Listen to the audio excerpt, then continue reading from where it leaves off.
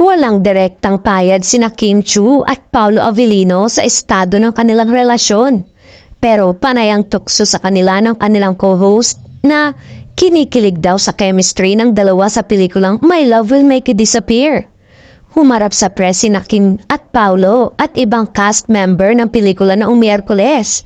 Kasama sa cast sina Wilma Dacen, Lovely Abella, Benj Manalo, Migs Almendras, Martin Escudero at Karina Bautista. Dito ay kinumpirma ni Paulo na nagpadala siya ng bouquet of flowers kay Kim noong araw ng mga puso. May pinadala akong flowers, nakangiting pag-amin ni Paulo. Ibinahagi ni Kim ang letrato ng red, pink, and yellow roses na galing kay Paulo. May note card ding may pangalang Kimberly. Akala pa raw ni Kim noong una ay galing ito kay Laurenti Jogi, head ng ABS-CBN TV Production at Star Magic. Kinilig daw si Kim nang makita niyang galing yon kay Paulo, panunukso ni Kim sa sarili. Sa huli, ang tanging inamin ni Kim at Paulo ay mas close na sila sa isa't isa ngayon.